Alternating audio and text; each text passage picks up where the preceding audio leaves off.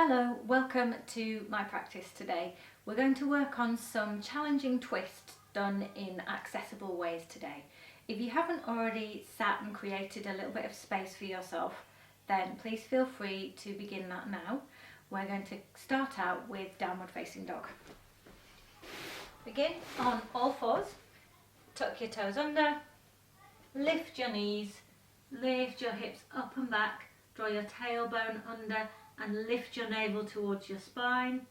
Ease open your armpits, roll out your shoulders away from your ears. The sides of your neck should feel spacious and long, and then unfold your legs, noticing whether that has an influence on your back, whether you feel that the back rounds.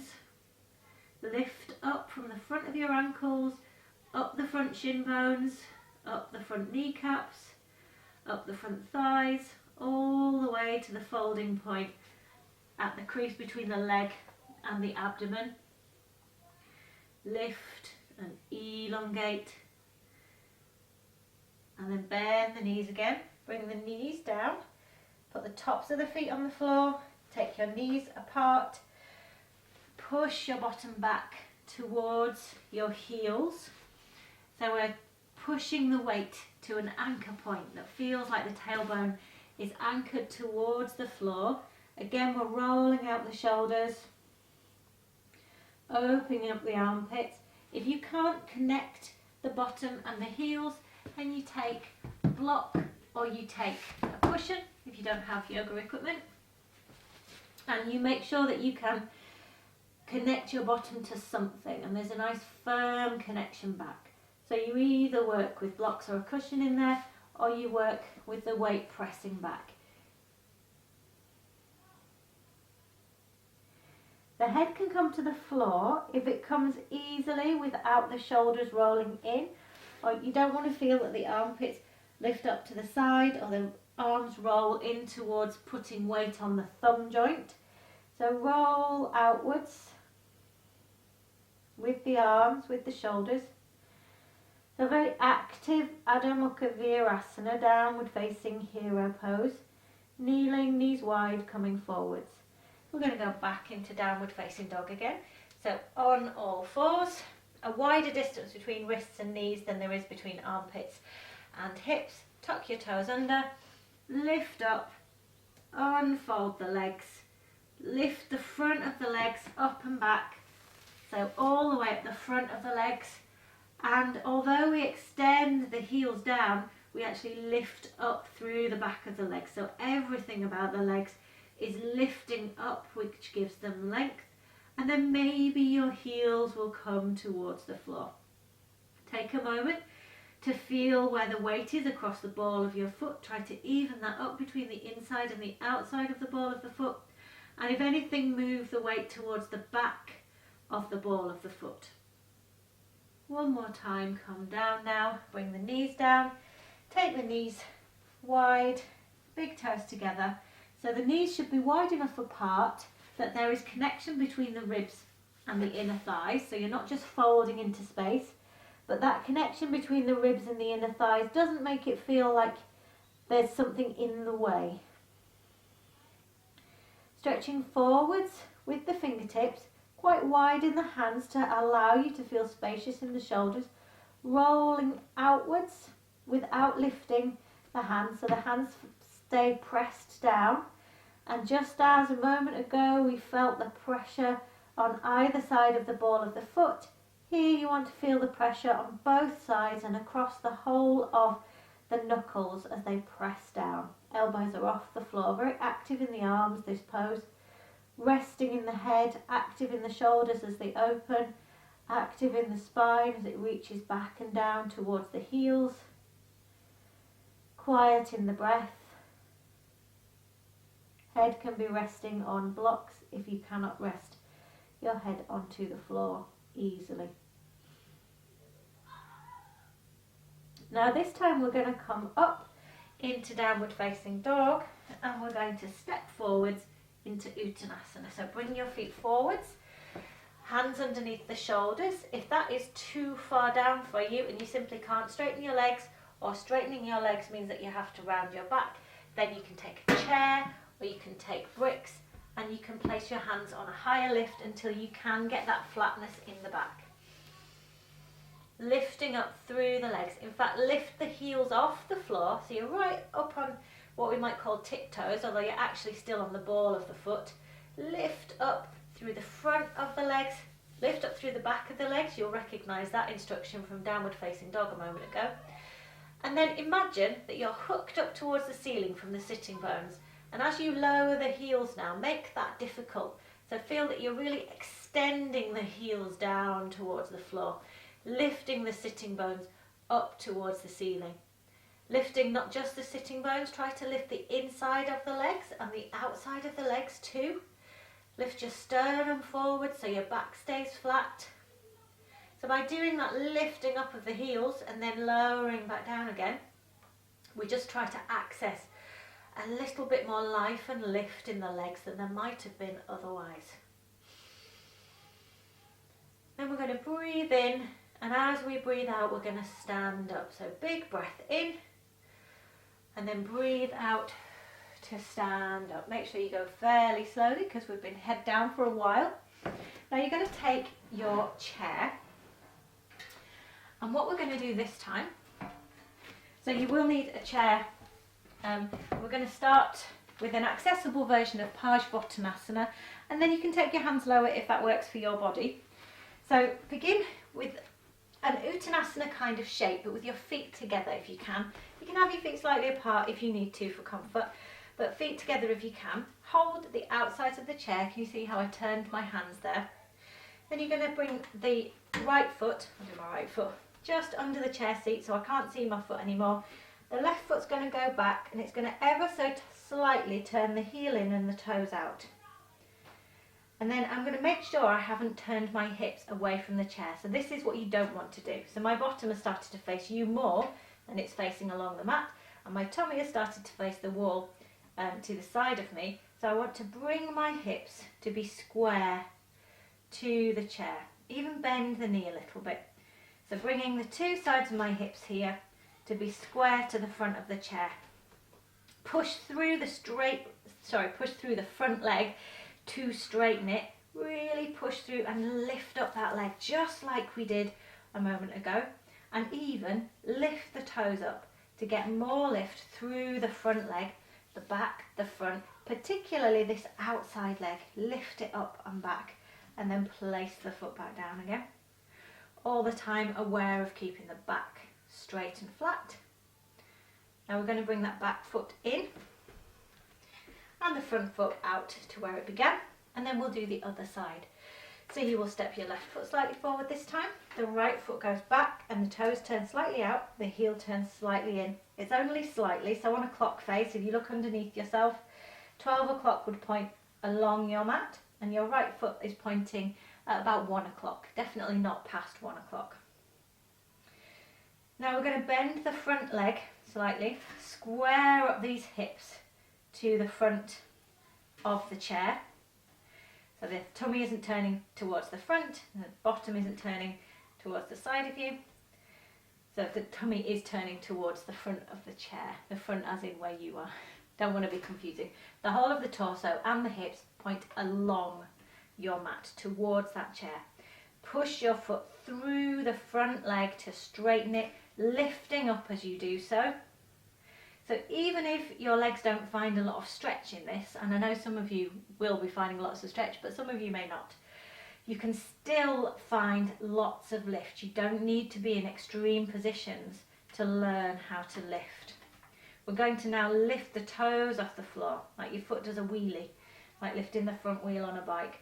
Lift that up, and the point of that is so that you can lift up the front of the leg, and the hip that is now facing away from the camera, that wants to lift up and back. So everything about the position of the legs in this pose tries to turn the hips to the side, and everything about the work that we do in the pose tries to turn the hips square to the front. We're going to bring that back foot in, we're going to bring the feet together, and we're going to stand up. So we're going to repeat that one more time, maybe slightly swifter, and if you can, you're going to take your hands a little bit lower this time, okay? So your right foot is going to be the front foot, step the left foot back, turn those toes out, both legs are straight, lifting up, lifting the sternum forward, so we squared the hips to the front. That's what we emphasised completely in the last time we did the pose. Now then, to bend a little bit lower, and your legs must stay straight with this, you can bend the elbows slightly. You could bring the forearm onto the chair seat. If you have a chair where the legs are in a helpful position, you could take your hands onto the legs. So I'm pushing quite hard on my chair. You can brace it against the wall if you don't trust it, but this is a chair with nice firm feet and it's on a mat. So I'm pushing fairly hard just to help me lift forwards, to keep the turn of the hips, to keep the lift of the legs. And I can take my hands a little bit lower. Keeping my face parallel to the chair seat helps me to know that my neck is fairly neutral. Still lifting forwards with the chest, looking for the flat back that we had in downward facing dog.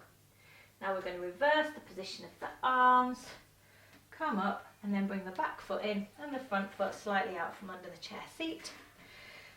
Again, step the left foot forward this time, right foot slightly back and slightly turned out, just the smallest amount, 1 o'clock on the clock face, remember.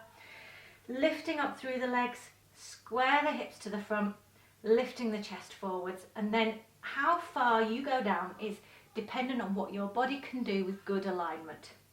So there is no benefit in going down like a hunchback or with saggy knees.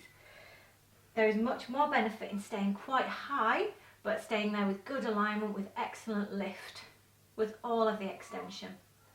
Hips square to the chair seat. Come down onto forearms if you can. Maybe it's not all the way to the forearms, maybe it's just slightly bent elbows. Keep lifting forwards, tummy feeling long, chest feeling long, shoulders feeling broad. Hands go further down the legs of the chair if you're able to. Pushing on the legs of the chair, not because you desperately need the support, but to help you lift. Stay straight in the back leg, stay straight in the front leg, lifting up in those legs. Now move your hands back up the chair and then bring the back foot in and the front foot back together. So I'm just going to straighten out my mat and we are going to do what looks like the same pose again, but it turns into Parivrtta Trikonasana, which means revolving triangle pose. So what we do with that is we bring our hands down. Whichever way you're going to turn, you bring that leg forwards. So I'm bringing my right leg forwards, just slightly, exactly the same as before. Left leg backwards. You want to be careful not to go too wide in the legs here, but equally not too close together. It's a Goldilocks distance, okay? So it's about 3 feet, 36 inches between the feet. I'm going to begin with lifting the legs, and then what I'm going to do differently is I'm not going to go down. I'm going to bring my left hand so that it is in line with the inside of my right foot. And I'm going to take my right hand onto my back. Now initially I'm not going to change anything else about my pose. So left hand is in line with the inner foot, inner leg of the right leg, opposite hand and leg. And then my right hand is on my tailbone. So I've found the line of my spine. Now I'm going to lift up with the legs. This hip is going to lift up and back as we focused on before. And I'm going to start to lift my right shoulder around to face you guys. So Parivrtta means revolving. We revolve the abdomen towards the leg. This hip needs to lift up. The back leg, heel presses down, front thigh presses back, abdomen opens, and then we face the front again. We're going to step the feet back to that starting position that we've done several times already. This time I'm going to turn away from you. So feet step apart again. Now my left leg is my front leg. Straight lifted legs. It becomes very important to really press down the outer heel of my back foot. So my left leg is in the front. So I'm going to bring my right hand to be in line with my inner leg. I'm going to put my left hand and I'm going to find the line of my spine and point my middle finger down in that direction. I'm going to lift up through the legs. I'm going to lift up this outer hip up and back. It's the hip that's facing away from you now. And then I'm going to turn and lift my shoulders towards the wall that's behind my mat. It's So I'm turning my tummy button in the direction of the leg that's coming forwards, revolving and turning towards the leg. Pressing with the back leg straight and lifted in both legs. And then I'm going to turn back towards the chair. I am going to bring my feet back together. And then I'm going to stand up. So if that feels challenging enough, for this last time of doing Trikonasana, you can stay with the chair, okay? You can even stay with the chair and try leaning a little bit lower, as I will do. But I'm going to take, instead of a chair, I'm going to take a brick. I'm going to begin with 2 bricks because it helps me. And I am going to step my right foot forwards and my left foot back. So everything is the same, but I don't have a chair there now. Press my back heel down and back, lift my front hip up and back, squaring my hips to my imaginary chair there. Lean forwards, put my hands onto the bricks. So here we're going lower than the chair seat with our hands. We're going to bring the left hand to the inside of the right foot. I'm just going to move that out of the way so you get to see. My wrist, the veins in my wrist are pointing towards my leg. I'm going to bring my right hand up onto my back. I'm going to lift up, stabilise my legs, trying to square my hips to the front. I can feel how flat I am across the back by using my hand. And then I turn my abdomen and my chest towards you. So towards the right, lifting the right shoulder up, lifting the right elbow, keeping my hand on my back. Breathing into it. Extending on the in-breath, finding a little bit more space to turn on the out-breath. And then if you feel stable and if you feel well turned, you can lift your hand. If I wasn't demonstrating and talking, I would also turn and attempt to look at the hand in the air, but that's a challenge too far for my balance right now. I'm going to bring my hand down. I'm going to unturn myself a little bit, take my hands back so now I'm facing the floor squarely. I'm going to bring my back foot in and my front foot back. Okay, standing up between sides, and then we do the same thing going the other way, just like we've done before. So my left foot is going to come forwards, my right foot is going to go back. We are then going to lean forwards over the leg, bring the hands down to the bricks, start off in the pose called Parsvottanasana, which is a forward bend. It's all forward facing and no twist. So think about squaring the hips to the front where we began with this work. Pressing the heel back behind you. Now bring your right hand up towards the inside of your left leg, pointing the veins at the wrist of that hand towards the leg, the knuckles away. Bring your left hand onto your back, extending forwards first of all, lifting the front hip up and back, and then lifting the left shoulder up so that it stacks on top of the right.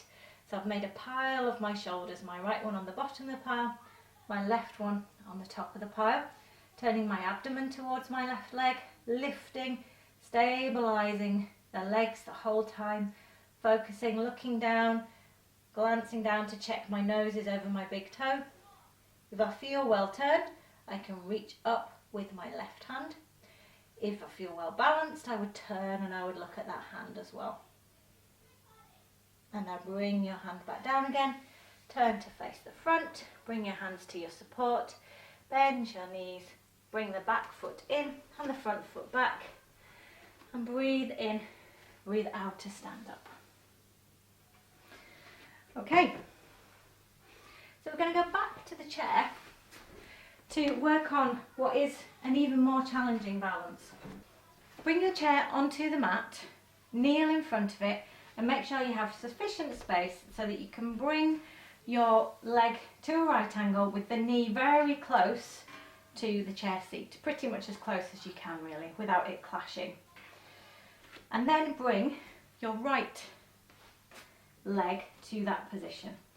So you're kneeling on the left and you've got your right leg towards the chair seat, just brushing it maybe, but as close as you can comfortably. The object isn't to use that for any connection, it's just so that our hand is quite close. So we're going to do that turning again of the abdomen towards the leg. And initially, we're just going to put our left hand onto the chair. Again, line up with the inner leg. Nice right angle with the front leg. Keep the right hip down. Be as tall as you can in the torso.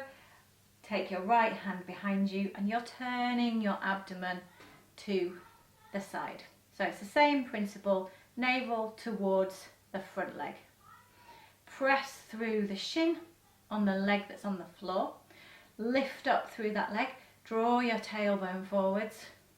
See if you can turn all the way to face the side. And then we'll do that on the other side. So these interim or initial versions of the pose are great ways to learn the action, to learn the lift, to test out how your body reacts to the action without launching yourself into the really quite difficult and strenuous versions of the poses. So if you come across something and the strenuous version is too much for you, you can do these interim versions. So I've bent my left leg, knees close to the chair seat. I'm pressing through my shin, so trying not to actually press through the front of the knee, but just slightly further back where I feel the start of my shin bone is. So we're taking the weight a little further back, pressing through the shin in the way that we would press through our feet to stand up tall. Standing up tall, sitting bones going forward, so I'm feeling a little bit of a stretch across the front groins here. Then I'm going to bring my right hand to the chair seat, so I might need to lean forwards a little to do that. Leaning forwards a minimum amount. Taking my left hand around the side of me or to my spine so that I can open my shoulders to the side. I'm facing away from you this time. And I'm turning my abdomen towards my front leg. Still pressing through my shin to stand up tall, even though I'm standing in inverted commas on my shin. And then I'm going to face the front again, and I'm going to take myself out of that kneeling position. So this time we're going to go a little bit more into a recognisable version of what is Parivrtta Parsvakkonasana. So Parsvakkonasana is a right angled with a straight back leg standing pose. Parivrtta means that it's turned. So the way that we do that is we bring ourselves to have our forearm on the chair, like so. We're going to tuck the toes under, so I'm just showing you this so you see where we're going. And then we straighten out that back leg. I just had to check behind me because I'm nearly out of mat. So I am going to just move my chair a little bit further forwards because I need that back foot to have a really good connection with the mat.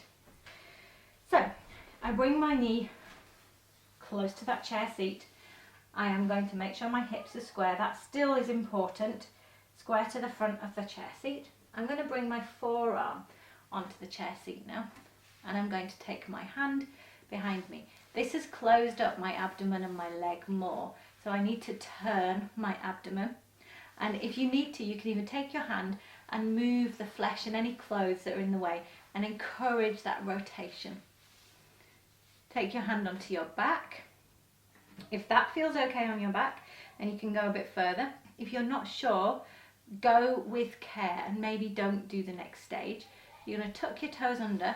This leg is not going to change, but the back leg is going to straighten and stretch away. So I had my toes tucked under, I straightened and stretch away with that foot. Lift the front thigh of this back leg, lift it up towards the bone. Lift it away from the floor. My knee has waved out to the side. Bring that knee in. Look forwards. That's why I looked forwards, because I want my knee, my elbow, my hand and my nose to be in a fairly straight line. Nothing veering off to one side. Then I'm going to unrotate. I'm going to bring my knee down.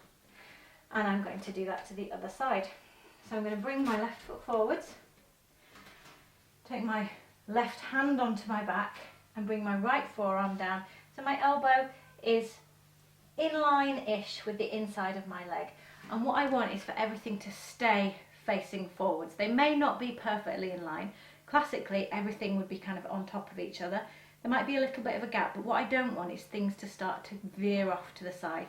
So my knee to go out to one side and my elbow out to the other. I want to keep everything facing front to back along my mat. That's important for alignment, and alignment is important for safety and to access the stretch in the right way.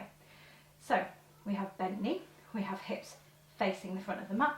My elbow's going to go on there, my forearm's going to go, so I'm looking for a straight line of this thigh facing forwards, straight line of that forearm facing forwards.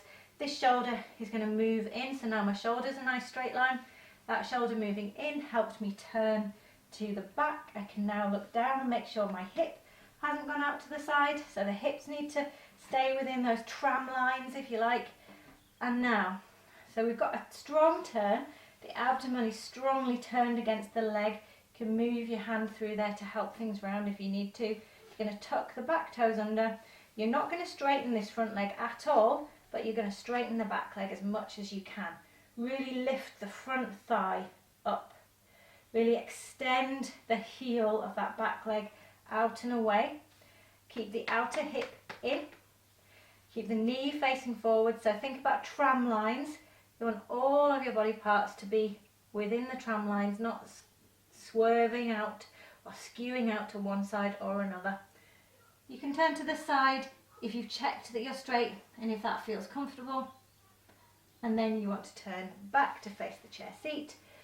Bring your hands down, bring the knee down, and bring both knees to a normal position and just have a rest. So this time we will rest using Adho Mukha Virasana, which is the kneeling coming forward pose that we did a moment at the start, and we're going to rest using the chair. So I'm sat back on my heels. Again, use a block if you need to. You can place a blanket behind your knees. You can even use a bolster or a cushion if you need to lift that up, okay? Especially if your tummy feels or your back feels congested or a little bit challenged by what you just did. And you're going to fold your forearms. You're going to bring your forehead down onto the chair seat. So you can have your feet sat back onto your heels if you need to, but you're going to support your head onto the chair seat. Draw your tailbone down, over and towards your heels so that your tummy lifts up slightly. Even though we're resting the head, we're still going to move the shoulders away from the ears and reach the chest bone, the centre ribs, the centre top ribs towards the chair seat. And those actions, although we don't want to force them or work very aggressively with that, those actions keep the back flat. Now you might be able to go much lower, but it doesn't mean that you have to. So you can rest here in quite a high open position. Release any holding in the abdomen, any gripping in the abdomen. If you're crossing your forearms like I am, you can now change the cross of the forearms.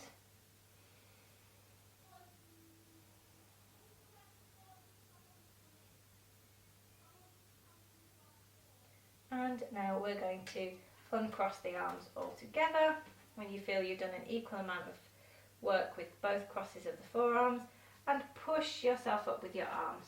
So if you do ever push your back a little bit too far, and I don't want you to do that on purpose, but if you ever get to the resting phase afterwards in any pose, your arms are what you need to use to push you up. So after shavasana, relaxation at the end, push with your arms. After forward bends, come up by pushing with your arms. Don't ask those muscles that have just been challenged to heave up your body weight. Use your arms to push you up. It's much safer. Now we're going to sit in Baddha Konasana, and we're going to use the chair. So what you're going to do is you're going to sit with your feet together and your knees apart, and you're going to sit upon a block if you can't have a reasonable even height between knee and hip. So we're going to sit upon something that allows us to have enough space to have the feet together, the knees apart, and a fairly good even height between hips and knees. It doesn't have to be perfect, but it needs to be fairly even. So that isn't perfect. There is a little bit of a height difference, but it's not too bad. And then we take a matching pair of something, books, yoga bricks if you've got them, and place them underneath your outer hips, just enough that you can feel the contact. So you need to experiment a little bit, because when I sit, you can see my knees bounce up. When I work, I can get my knees to go down a little bit. So I need to have that contact when my knees go down a little bit. And first of all, we're just going to sit and lift up. Move the sitting bones forwards. If you can imagine where the big thigh bones come in and insert into the hips, try to draw those forwards, the end of the thigh bones forward. So moving the bones inside the pelvis forwards. So rather than just thinking about the tailbone, which is the very center point, we're thinking about slightly broader than that, where the sitting bones are, where the head of the femur bones are. Now we're going to bring the hands forwards. This gets harder because as you come forwards, the knees tend to lift up. What's happening is that these muscles here are shrinking and that lifts the knees. So we want them to stay open. So that's why we're going to use the chair. You can see I've got my hands on the chair seat and I'm going to press down. It doesn't give you the massive amount of help, but it helps you to stay open here and alerting the legs without relying too much on pressing down with the hands. So we're teaching the back to lift up whilst we come forwards. Pressing down, I can take my hands around. So this yoga chair has legs that I can take my hands down. So I'm going to see if I can do that. So starting pressing down, and then I'm going to begin to take my hands further down, and I'm pulling down the chair legs, all the while being aware of the blocks that I placed underneath my outer thighs and making sure that my legs do not come up. Pressing the soles of my feet together, the whole of the sole of the feet maybe, but definitely the outer edge of the foot, the little toe side of the foot. I'm lifting my sternum bone towards the chair seat. I'm not letting it shrink back so that I kind of bring my head as if it's going to go on there. I want to lift my sternum as if it could lift up and over the chair seat. And that way I stay open and long in my torso.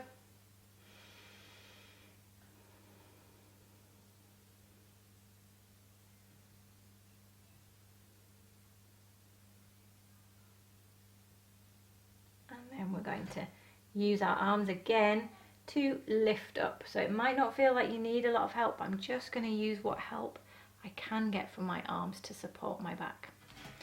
I'm going to bring the knees together and I'm going to straighten my legs out. I've moved my chair just out of the way. I am going to spread my feet so that my legs are at least at a right angle. If you need to sit higher, so if your legs won't straighten like this, you can sit on a block, but we don't sit on it that way round. We sit on it that way round with a leg here and a leg here. So that this little corner would be what you could see when you look down. That way it supports your legs and these corners don't stick into the back of your thighs. Place your hands behind you, press the backs of the legs down, lift up, sit as tall as you can, pressing down the back of the legs. Now imagine that the back of your legs isn't just one space. There's an inside and an outside of the back of the leg. So there's this side of the back of the leg and there's this side of the back of the leg. And I want you to find that area and press down the inside and the outside of the backs of the legs evenly. And that helps to stop rolling the foot in and out. So the toes themselves should be pointing directly up towards the ceiling. Notice if it's easier to press with the inside or the outside of the back of the leg. It may be easier to do one rather than the other.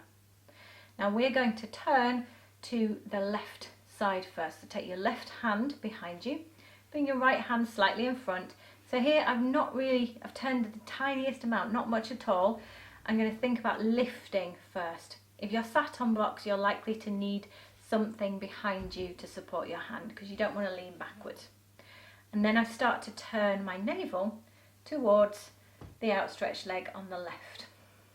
Now I'm looking with my eyes in that direction.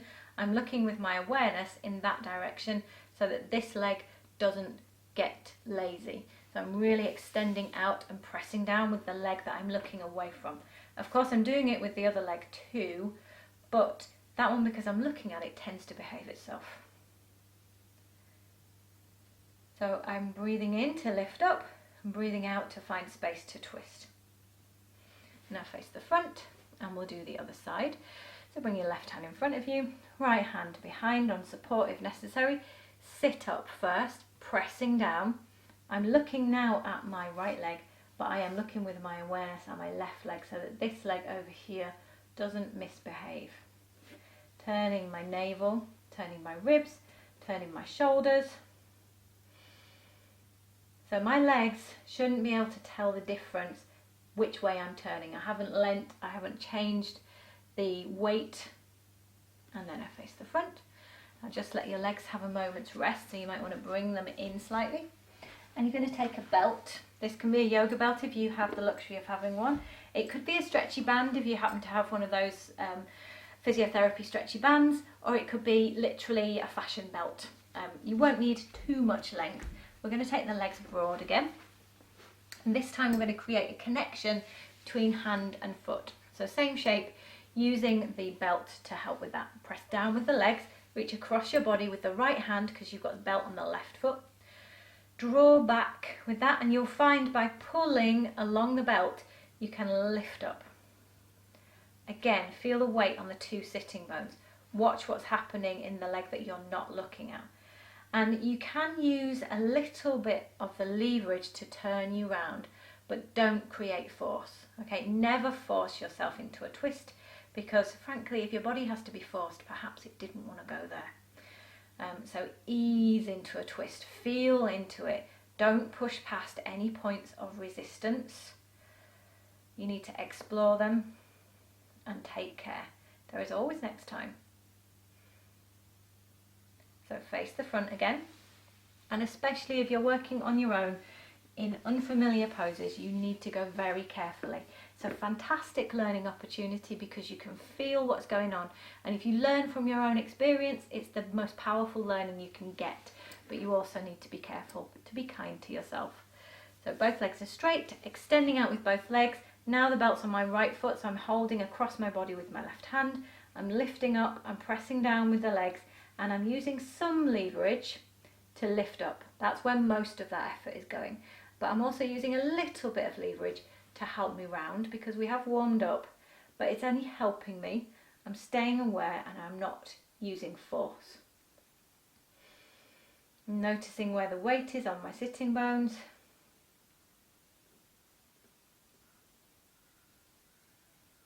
And then I'm going to face the front again. I'm going to take the belt off there, and I am going to bring my legs up. So final pose, we are going to kneel. Okay, so I'll turn sideways. You're going to bring your feet more or less together, and you're going to sit back onto your feet. You can, in fact, take your feet slightly apart so that you can have your foot flat against the floor, not turning in or out, but the top of the foot flat against the floor like that. So try not to be heavier on the big toe or the little toe. Sitting back, if you struggle with how that feels in your knees, you can sit up higher. So you could sit on a cushion, you could use some of your yoga blocks. If your back's feeling tired, you might also want to sit up a little bit higher. So I'll show it like this. So sit up like this, and then we're simply going to turn to the left first. So I turn towards you. Lifting up as I breathe in. Using the breath out to find space to turn, paying attention to the two sides of my sitting bones, making sure that they feel even. So this is a twist, not a lean. In fact, if anything, you need to really be heavy in the side you're turning away from. Then we face the front. Take a moment to be facing forward so that you know what that even, symmetrical sensation is like. Take your right hand around behind you, left hand across the body, lifting up. Turn the abdomen, turn the ribs, turn the shoulders, aware of the weight on both sides of your bottom.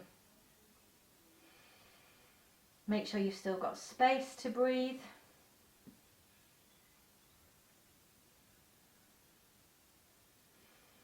Lifting up as you breathe in, turning as you breathe out, not dropping as you breathe out. Turning into space if there is any. If there isn't any space, then you don't turn anymore. And then face the front. And then to come from here, we will just lean forwards, hands and knees If you're sat on anything like I was, lift it off, stretch out the back of the leg, just opening out the joint, and stretch out the back of the other leg. And now we're going to set ourselves up for shavasana.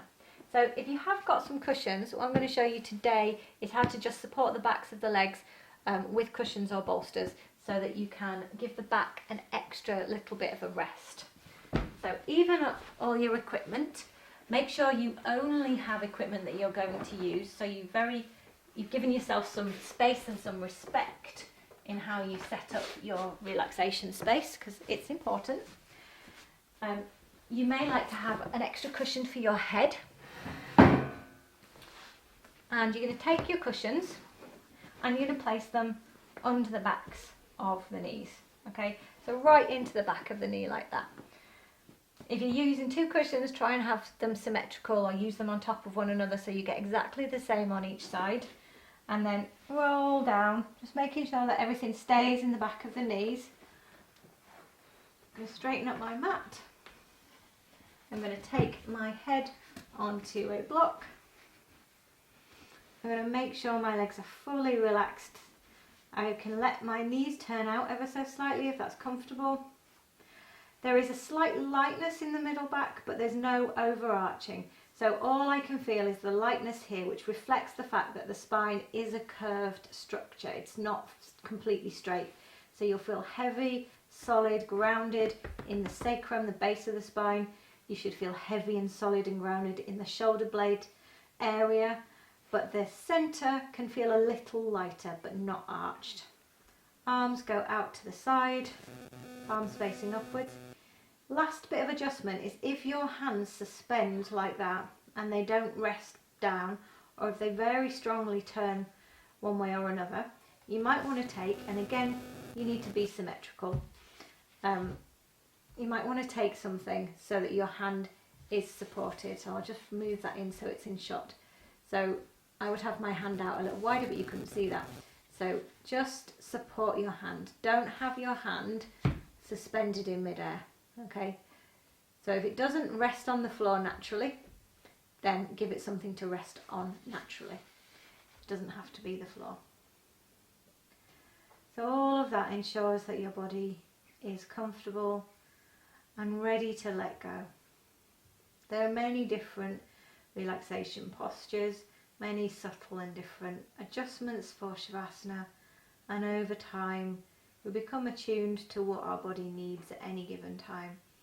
But while you're learning, and if you're just in a curious mood, then you can try different techniques to find out how your body reacts to them. As you watch your breath in shavasana, the aim is always to be comfortable, to support the body in such a way that it can release and relax after the physical practice, and support your body in such a way that you're not responsible for holding it. So all of the muscles that have worked hard can now let go, can now release, can now soften.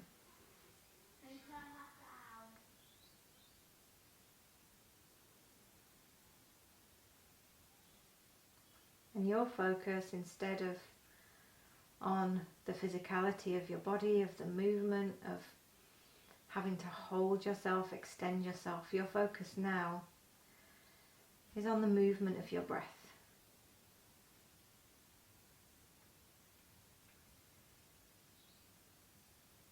You can feel the lift of the rib cage, and you can feel it descend and become slightly heavier feeling as you breathe out.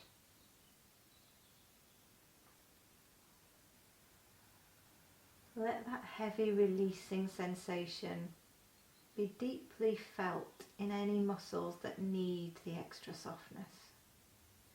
So if your legs feel tired, next time that you breathe out, let the softness be most strongly felt in your legs.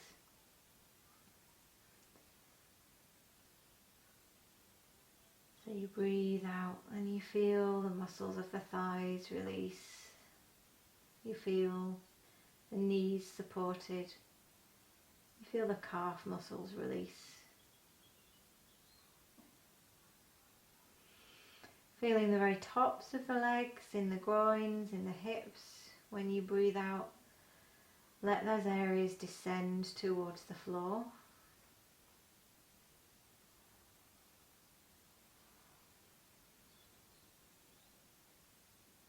When you breathe out, you'll feel your abdomen, the soft areas around your tummy button, has extra space to expand and descend.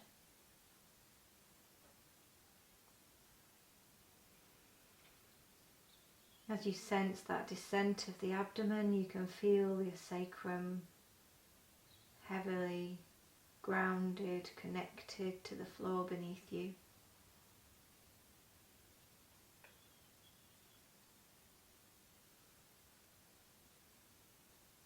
Moving up the body as you breathe in, you can feel the gentle expansion of the ribs.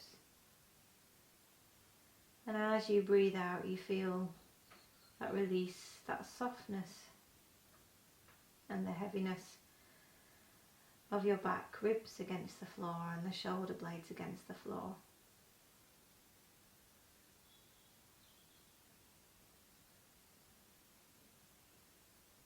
Lift as you breathe in, release the shoulders and the arms and the hands as you breathe out.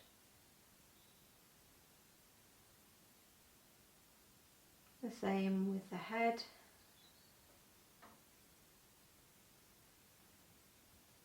Let the whole heavy structure of the head release towards the support beneath it.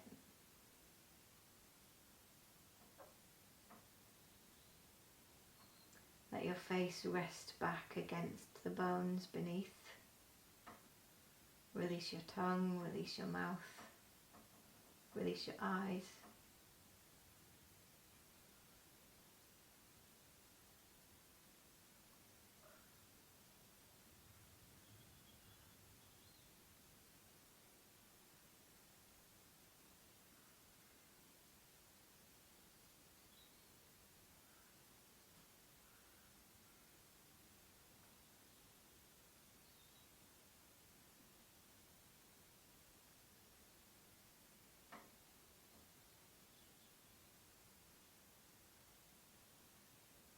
And if you have more time, you can stay here longer, just tracing the pattern of your breath.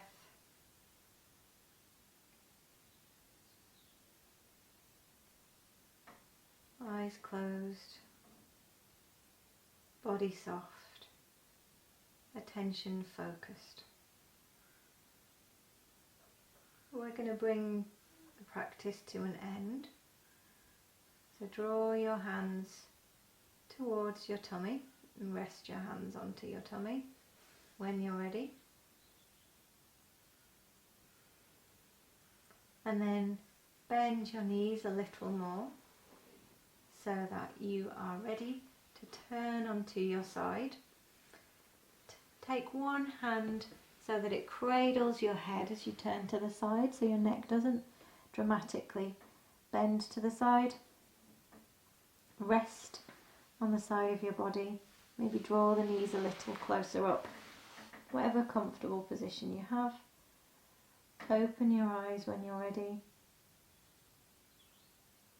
And then, as I emphasised earlier in the class, use your arms to push you upright. And then come to a seated position on your mat. Whatever's comfortable for you. Just end the practice with a moment of thankfulness for the time and space that you had today to practice your yoga. Thank you very much for practicing with me, and I hope you come along next time. Bye bye.